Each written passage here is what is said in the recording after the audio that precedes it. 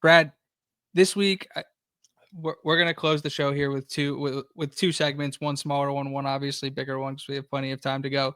But before I came up with the Smokies, which is essentially 2025 superlatives for the Indiana Hoosiers, called the Smokies from our origins of Sigs Inside and all that good stuff, and yada yada yada. Yeah, backstory. Before that, though, I tasked Brad and I to come up with 5 hidden gems for the 2025 Indiana Hoosiers. This was inspired by a post I saw, like, I think it was last week, 2 weeks ago or whatever, by Hoosier Commish, essentially asking like who's going to be the most underrated guy. I want to take it a step farther for Brad and I. I put a caveat in there: no starters, no blue chippers. So no Roe Hardy, no Byron Baldwin Jr., no Davion Chandler, no like LeBron Bond and anybody who's really going to get major playing time. Like these are going to be people who maybe aren't expected to contribute. But kind of end up being players that like do important things this year for the Hoosiers. So Brad, I'll defer to you. Start at number 5. Number 5. Well, I didn't rank them. I just have a list. Oh, you didn't rank them? I just kind of have a list too, I'll but I pick a wrote name 1, 2, because 3, it's 4, no 5. start. So if you're one of your guys is on my one line, which you have, so you should be able to refer to it. And I would say like I would even exclude like Benson and Daly, who are on my 2 line. Like we can't, like they're borderline start. Like they're basically gonna have starter type roles in terms of Benson's that 6'0" lineman, and then Daly is, rotating with Wyatt and Kamara. It's like he's going to play a lot, and we know he is, and he's kind of a blue chip transfer recruit based on if you read any preseason article. He's the one getting more tick than Kalen Wyatt, but Kellen Wyatt's played big time ball, so I have him as my starter right now. But it's really like those are the 2 big competitions, like Mikowski and Benson, and Wyatt and Daly, and then I guess Hardy and Jones. So like those 6 are like off the table for me, right? So yep. I guess I'll start. I had 2 defensive guys and I had 3 offensive guys, because obviously when you're not a starter, usually offensive skill position is usually kind of the way to go. And obviously we brought in a big time running back starter in Roman Hemby. But if you watched any Hoosier football last year, it was Lawton and Ellison, not just Ellison. So like Lawton had 10 touchdowns last year, had a fantastic year. So I'm going to go running back. I mean, we got to go Kalen Black. No one's talking about this guy. It's crazy. In SIG's last year, James Madison, he led that team in rushing. Like he was ahead of Lawton in the depth chart. Well, Lawton was balling out, and I think Black was dealing with some injuries through, spring and fall camp and things like that, and going into the season, and just really couldn't, necessarily trust him. He just didn't have the juice, and at that moment. And, I think he's one of the team captains on this team, even though he's not a starter. The talent and the production is there. I think he's like in his 6th year. So like the talent, he's going to be fine physically. And as long as he can stay healthy, and yeah, he's we talk about the running back room and how stacked they are with 3 legit guys that could probably be like, if they're starting that game, we're really no drop off just based on kind of the run game that we saw last year and the execution level at the O-line. Kalen Black is going to be a sleeper, and his impact on this team is going to be very high. And I just can't wait to see it. Big number 8, Kobe. Yeah, I absolutely love that. I'm actually pissed that he's not on my list because he's an awesome pick. Like you're right, starter level production, like has proven it is largely being forgotten. An absolute excellent pick for this list. I'm gonna go. I went a lot younger than you did. I'm gonna go with this name first. Jaja Boyd. Oh, all right. So we're gonna skip a step because he's also on my list too. So we're gonna, what do you have to say about Jaja? Well, I'm just a huge fan of the player. I remember looking into him as a recruit coming in. He was a 2-way player in Pennsylvania, highly recruited, going to JMU, brought over to Indiana with Sig and the guys. Got hurt in like spring or summer of last year and didn't really get a chance to get his feet under him at all. He just think defensive back Landino. Like I believe he was player player of the year in his conference in high school, and just like a very talented player who's being largely forgotten. Yeah, I like that Landino of the DB room in the sense that you could probably play all 5 positions in the DB room, whether it's safety, rover, or one of the corner spots. It's like when he's coming in, we're like, what is he? Like, I don't know. It seems like he's getting a lot of ticket safety right now, but that's probably just because we have a lot of corners that are good, right? So what I like about Jaja the most is that he's so versatile and he can kind of come in different spots, different packages, and kind of just make an impact. And very talented player, passes the name test, by the way. Jaja Boyd, probably best name on the team. And yeah, I'm excited to see what he's able to do in his first season playing, which is super exciting for him. And coming off a redshirt year, whether that's going to be a special team ace with his versatility, being a gunner, something like that, or if it's just, coming in on certain dime packages, subbing in for Boykin maybe, subbing in for Louis Moore. Who knows what that holds. Obviously, you can go with a guy like Bonds, but I think we want to see maybe Boyd get some of that, be able to kind of beat Bonds for some snaps this year. I think that's definitely something to look out for, kind of see his development as a player. Full and agree. All right, I said I took one from. I don't want to take another one from you. I guess you go ahead. Well, I'm gonna go another running back, which I think you have on your list. I'm gonna go the other. No, I don't have a single running back. Really? Yeah. Really? All right. Well, I'm gonna go Lee Beebe. I don't know if he's considered blue chipper. He was pretty highly touted transfer coming in, being the leading rusher. Yeah, he's a walk on UAB, like leading rusher though. He fits the bill. Yeah, what I like about you're gonna see a common theme. So like he had a lot of production in last year, and he's gonna be either 1 or 2 running back next year for the team. So just kind of seeing his impact. He's clearly the more he's the biggest of the group and arguably the best receiver too, which is scary to think. And it's like, why is he number 3? It's just he's younger than Black and Hemby is really what it comes down to, and why he's on my depth chart. He could end up being our main guy by the end of the year. Who knows? Like that's how loaded we are at this running back room, where it's like all 3 of these guys, I'll take them. I'll take them as the starter again. I'll give them 20 carries, any of them. They deserve it. They're really talented, and having a guy like that, when you have a running back room where there's 3 different leading rushers on different teams, Kalen Black, James Madison, Roman Hemby at Maryland, and Lee Beebe at UAB. I mean, that is the definition of depth. That is by definition. Like it really, you can't do any better. It'd almost be impossible to do any better than that. So I guess maybe you can get like Texas and Alabama's and Ole Miss is starting running backs. But at that point, like, would they even go for it? No, they wouldn't. So, that group just as a whole is awesome. And I think Black and Beebe, even though they're not starters, I think just filled that bit of hidden gems. Like they could end up being on a given day the main guy, right? Knock on wood, Roman Hemby goes down. Like we're okay. We're gonna be fine. Wait, no, knock on wood, Roman Hemby doesn't go down. That's how you say that. Knock on wood, Roman Hemby doesn't go down. All right, my bad. Yeah. Because the other way makes it seem like you want him to get hurt, and we both. No, I don't. Yeah, Roman Hemby is obviously he's awesome to play with in NCAA. By the way, Roman. Yeah, he is. Awesome. He's phenomenal. Don't worry, we're gonna cover him a little bit later. I'll give you another name, Brad.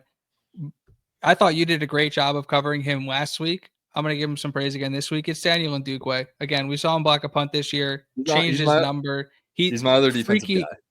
Oh, nice. Freaky highlights going back to even high school. Again, like you can't take like high school highlights and figure out what a guy's going to be in college. But like when you're just doing crazy shit and just like leaping over guys and catching footballs as a receiver when you're going to be playing defensive end, like, yeah, that's the type of athleticism that plays. And like you talked about the number change last week.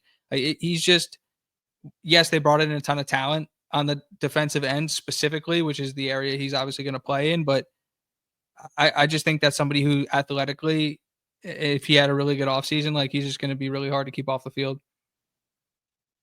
100%. I mean, it makes the most sense, especially when you can't go Landino, who I think is also going to have a great year.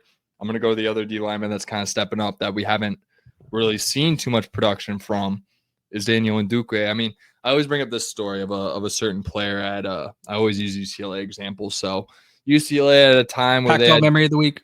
Yeah, they had probably probably one of the best linebacking cores in recent memory in my mind, because all 4 of those guys played in the NFL for a while. And they had Anthony Barr, Eric Kendricks, Miles Jack, and Jordan Zumwalt. All those guys got drafted. They all played. Zumwalt played about 3 years. He had bad hips, didn't really translate to the NFL. But the other 3 guys played 10 plus years in the NFL, and that's really hard to do. You got to be really good. So that group was loaded, right?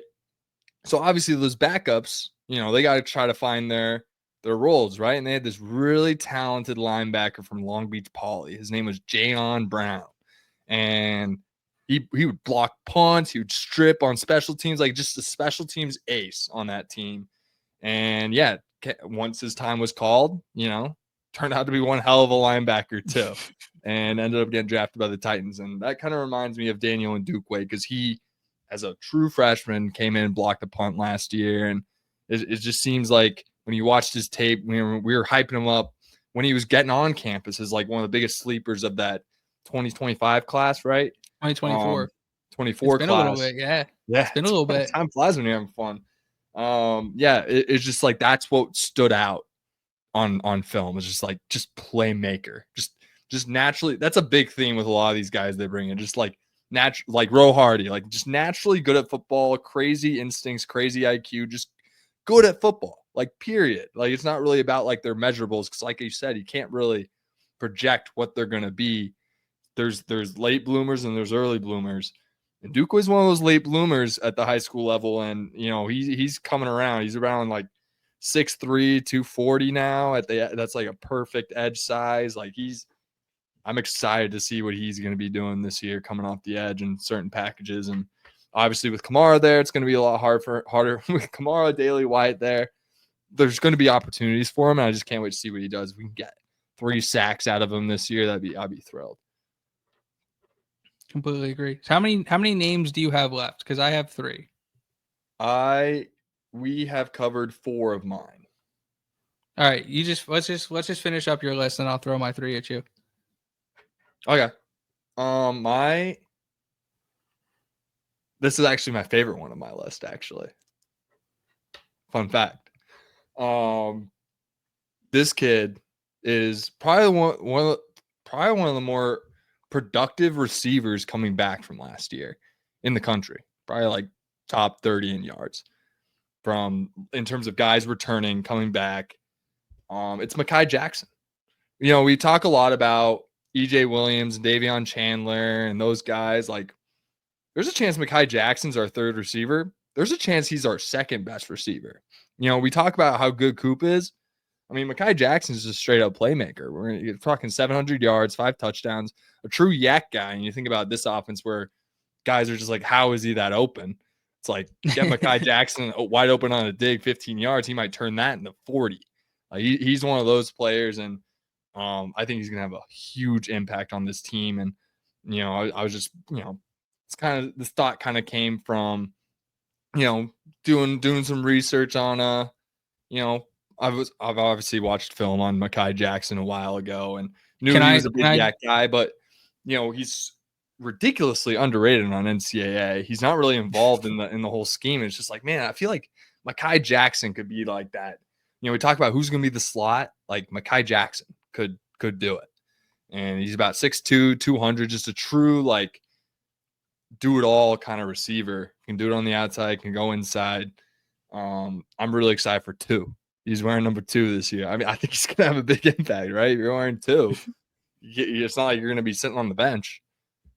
I also like him for punt returner as well. Yeah, I was going to say, I'm going to let it slide because he's definitely not starting on offense, but he is, by your definition, the starting punt returner. So I'm not sure if that completely qualifies. But no, I like where your head's at. I went with another playmaker. I went with another wide receiver. I tried to dig a little bit deeper than you. I don't think anybody's talking about Charlie Becker. Like, nobody's talking about Charlie Becker. And he's on my 3 line right now.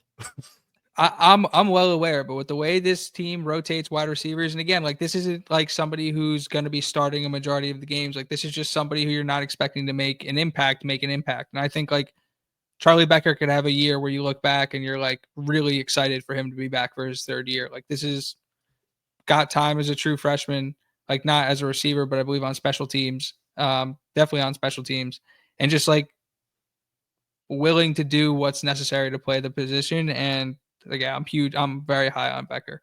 Yeah, what I like about Charlie Becker is that as loaded at receiver as we still had to burn his red shirt because he just fought and clawed his way into playing time and being the top 2 gunner on the team last year, and therefore we had to burn his red shirt because he was on punt team every game, even though we didn't punt that much. But he was like he's a really good gunner, and I bring back the Jayon Brown special teams ace type analogy to him, where it's just like usually guys that are able to compete early on and just find ways to get on the field, like usually those guys turn out pretty good. And Charlie Becker, remember when he came in, he had that Lane Kiffin stamp of approval with the Ole Miss offer, and he's 6'4", a true outside guy. And yeah, would love to see him kind of get some, kind of step up, make some plays this year. It's just a little crowded, when you talk Jackson and Williams, and then obviously Coop and Surratt, there's only one ball, and Brady, so, like, and Bond and Kendrick. Like, there are a lot of mouths to feed. He's still a special special teams ace, and still by that is just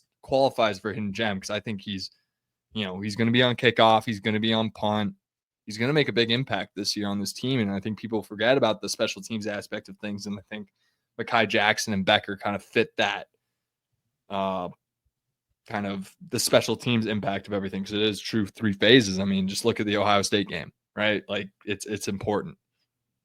Got to catch that ball, James Evans. Anyways. No, listen, we love James Evans. Here's another name for you. Ademola Ajani. And I am such a fan of this kid. I love his game. I love the mean streak he plays with. It is a little bit cheating because he was the spring game starter. But we're hearing Drew Evans, who was the incumbent starter last year, is going to be ready for the fall. So we'll see who ends up winning that position battle. So I may have to disqualify myself on that. But it just like, I'm talking about a guy who just moves people out of the way, just like tailor-made college guard, absolute Bob Bostad guy. Like, it's just a kid who's a true sophomore that is making a very obvious push for playing time. It's actually a redshirt freshman, so we got 4 more years of Ajani. In a perfect world, we don't see Ajani this year, because ideally, hopefully, Drew Evans is ready to go 100%. But what if he's not? And that's kind of where Ajani could be the guy who steps up. And I mean, Ajani's beating out Drew Evans. I mean, we're just drowning in luxury at that point. Like, Drew Evans was one of the best play on a Joe Moore Award finalist offensive line last year. And if Ajani's able to beat him out, obviously coming off the injury, right? That's why I have Ajani on this list, because of how good Evans is. And the Drew Evans injury too. Like that is something that has to be said. Like, that's an Achilles. Like, that's not, he's 300 pounds. That's a big Achilles. Like, that's a big thing. Like, that's let's make sure he's healthy. Sorry, Pacers fans, but it's not a Tyrese Halliburton. it's a much bigger Achilles. I know that was a low blow. Maybe. Apologies, my bad. Anyways, but Johnny. Yeah, I mean, I love the guy just as much as you do. Him and Leibfried, them being able to step up. Obviously, we're still waiting. Evan Lawrence is more of a tackle, and kind of still waiting on him. True left tackle. Kind of waiting on him to kind of step up. But Leibfried and Ajani seems like they're ready, just based on the amount of tick that they were getting, being on that 2 deep last year. So it looks like they're about ready to go up. And, remember all the transfers from last year. Cooper Jones left and Barrett left. Like, that's because the Leibfried and Ajani are like really good. And we just keep on going. And yeah, really excited about this O-line group, and Ajani's a big reason for that. All right, I got one more name for you, and it's Jalen Hollywood Bell. I like it, but it's like, why are you doing my boy Zach Smith like that? Like, I'm a Zach Smith guy. No, it's not one or the other, but here's why I'm a Hollywood Bell guy. It's just, he comes from a football family. All of his brothers, his dad was a ball coach. I think his dad's definitely still a ball coach. Like, great follow on Twitter, by the way. But he's completely bought in. He's doing all the off-season workouts. He's doing all the, like, he's helping with recruiting and this and that. And he's just like, he's just one of those kids who it's so obvious how much they love football that it's like I'm sitting here like I can't see a world in where he doesn't see the football field this year. I just can't. Like I just think the kid loves football too much to be denied. That's really all I got for Hollywood Bell. Like I can feel his drive for the game from here, and like it fires me up. So it's like I just feel like that's a dude who's like, put me in, coach. I don't even care. Yeah, 100%. I mean, it was tough for me to pick a DB because it's like with the Hollywood Bell thing, it's like if you're gonna pick that room is so good. It's like I'm looking at 15 scholarship guys in that room, and it's just like I like all of them. Like there's not a single guy. I do like all of them. It's just like I'm not like like no.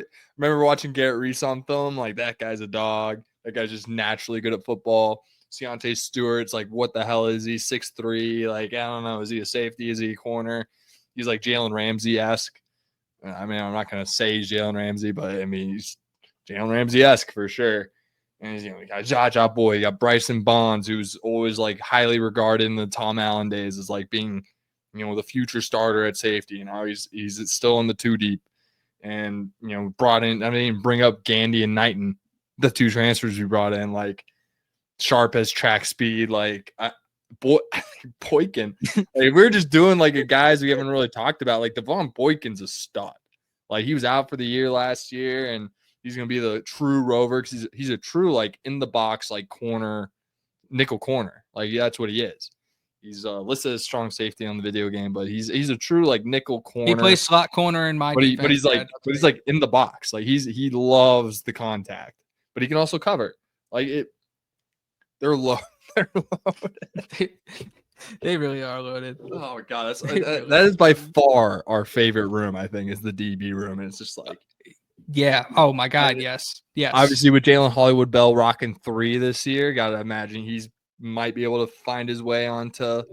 I'm just telling you, dude. There's just certain kids you get that vibe of just like they just love it so much. Like Baldwin's one. Like Baldwin disqualified from the list. Like, but again, like Stewart, like easily could have been there. Zachary Smith easily could have been there. Like Reese easily could have been there. We haven't even talked about Jair Alexander's cousin. Dontre Henderson easily could have been there. You know what I'm saying? Like it's the last thing I kind of want to talk about before we jump into the preseason Smokies, Brad.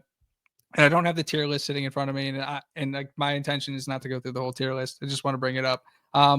But Hoosier Hater released his IU Twitterverse tier rankings, which in and of itself, an incredible accomplishment. So shout out to Hoosier Hater. The fact that Indiana even has a burner army or Twitter universe network with that many people and people that weren't even on there that like contribute to the daily Indiana community on that app is absolutely insane. So that's like an accomplishment in and of itself. And, a bunch of like people we're fans of were on there. So obviously super pumped for them, but you know who wasn't on there, Brad? We weren't on there.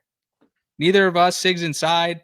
So it just makes you want to grind a little harder. It makes you want to get in the weight room. And that's why I was ripping arms when he called me like about like 2.5 hours ago.